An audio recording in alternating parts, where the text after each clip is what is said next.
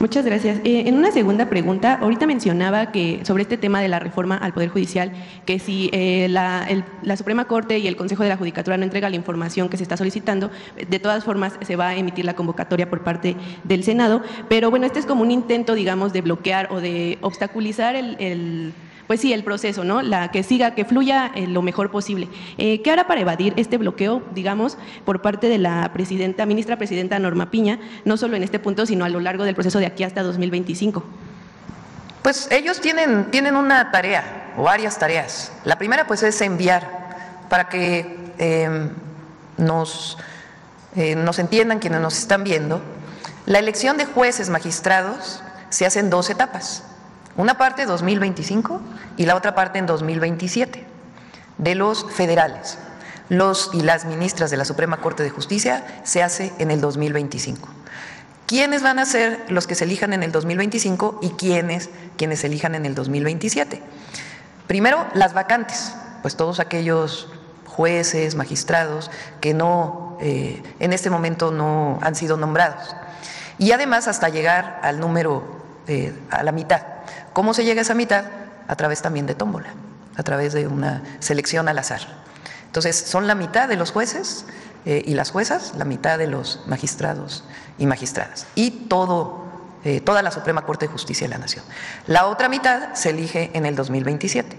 ¿Qué pasa con los estatales? La Constitución dice que deben modificarse las constituciones estatales, las 31 y la de la Ciudad de México, para poder hacer su elección.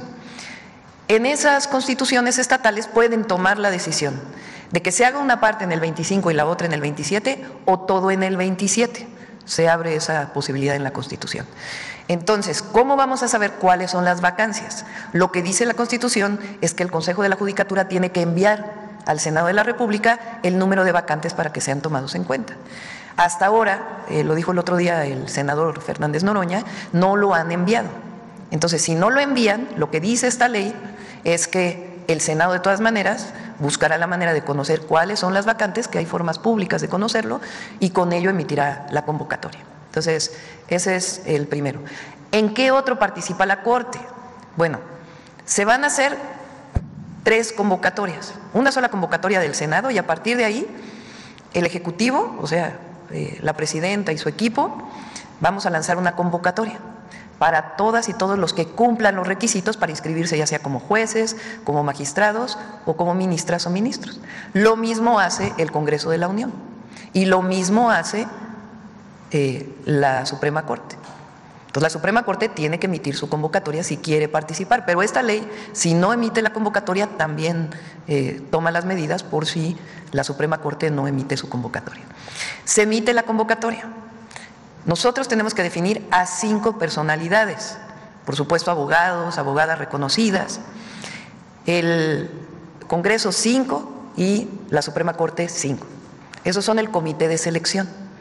Ese comité que tiene que hacer, emite la convocatoria, se inscribe en una convocatoria pública y después esos comités pueden buscar asesoría, por ejemplo, de profesiones, de la Secretaría de Educación Pública o de otras instituciones para poder hacer una primera selección. Recuerden que tienen que cumplir, que deben tener 8 de promedio y 9 de promedio en algunas materias, de las cuales tienen que ser en donde van a concursar. Tienen que presentar cartas de recomendación, tienen que presentar también un ensayo. Entonces, el comité de selección revisa. Obviamente, para tener la certeza de que tienen el título y tienen las calificaciones, pues pueden hacer las consultas necesarias a las universidades para que este comité pues tenga esa información. Después de ello, pues van a seleccionar algunos de manera clara, transparente, pública. Y a partir de ahí pueden hacer entrevistas, esto dice la ley. Entrevistas para ver, bueno, seleccionamos a 200, 300. Pues entonces pueden hacer entrevistas en donde estos 5 representantes les pueden preguntar, bueno, ¿por qué quieres ser ministro o ministra de la Suprema Corte? ¿Qué pasa cuando te llega un caso de este tipo? Es decir, pueden hacer una entrevista que permita pues saber quién tiene las capacidades para estos cargos. Y después de eso, por ejemplo, el Ejecutivo, la presidenta envía todos los candidatos a ministros o ministras, que son 9, 5 mujeres y 4 hombres en esta ocasión. Entonces, tenemos que enviar 3 por cada puesto para que vayan a elección. ¿Cómo definimos esos 3? Pues primero, este comité va a seleccionar 10, o sea, del Ejecutivo van a ser 90 para ministros y ministras. Y de esos 90, en una sesión pública, transparente, se selecciona a los 3 por cada uno de los cargos. Y esos son los que van a votación, que la va a organizar el Instituto Nacional Electoral. Entonces, estas leyes lo que hacen pues es aterrizar cualquier problema que se presente, de tal manera que no todo quede en la convocatoria del Senado, sino que tengamos leyes secundarias que permitan caracterizar cualquier problema y resolverlo. Y finalmente el INE, frente a cualquier problema, pues tiene sus instrumentos para poder resolver cualquier controversia.